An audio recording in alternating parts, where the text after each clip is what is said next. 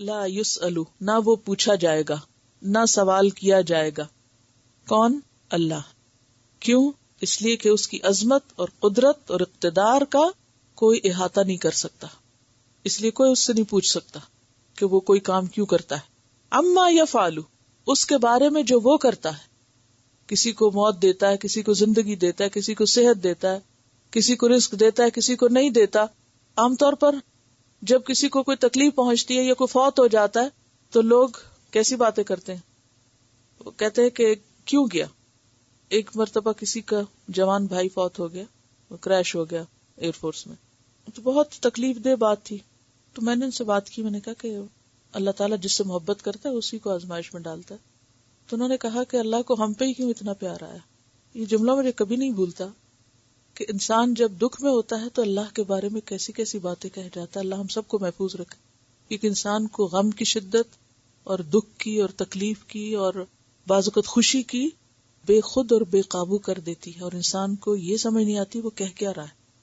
کیونکہ وہ حدیث میں آتا ہے نا کہ سب سے زیادہ آزمائے جاتے ہیں پیغمبر، پھر ان سے جو قریب ہوتے ہیں، جو ان سے قریب ہوتے ہیں.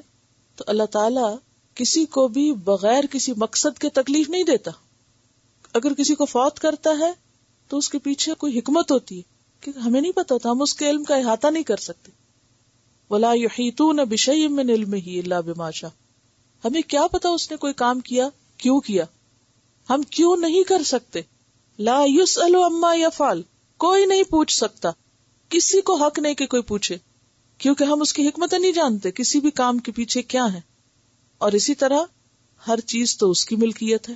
وہ جس چیز کو بنائے، جس چیز کو ڈھائے، جس چیز کو توڑے، جس کو رکھے، جسے چاہے اولاد دے، جسے چاہے نہ دے، جسے چاہے خوشی دے، جسے چاہے غم دے، جسے چاہے بیمار کرے، جسے چاہے صحت دے، کچھ بھی کرے، کوئی نہیں پوچھ سکتا.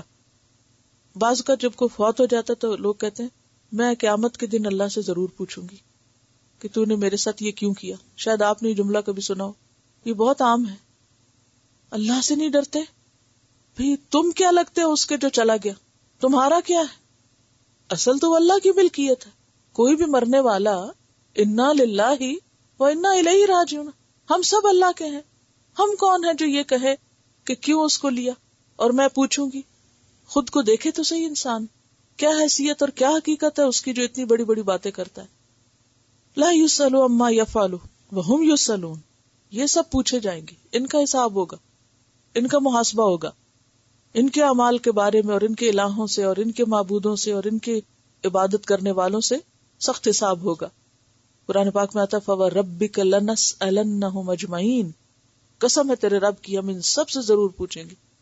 یہ حق صرف اللہ کو ہے کہ وہ پوچھے، خالق کو ہے، کیونکہ وہ خالق ہے. باقی سب مخلوق ہیں، مخلوق میں سے کسی کو حق نہیں کہ وہ اٹھ کے پوچھے اپنے رب سے کہ کوئی کام تو نے کیوں کیا، کہ کوئی اعتراض کرے یا کوئی ناراضگی کا اظہار کرے.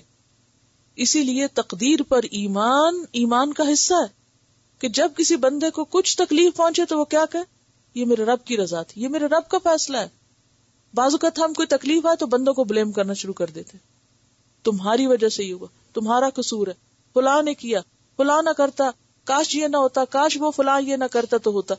کچھ نہیں، یہ سب بہانے ہیں، اصل فیصلہ اس کا ہے.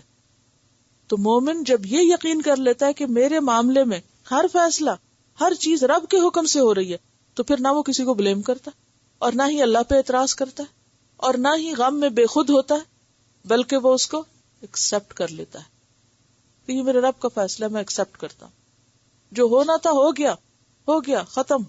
اسی کا نام ہے رضیت باللہ ربن وبالاسلام دینا وبمحمد نبیا، کہ میں اللہ کی رضا پہ راضی، وہ کچھ دے یا لے میں راضی، اور جو اس درجے پہ راضی ہوں قیامت کے دن اللہ ان کو راضی کر دے گا.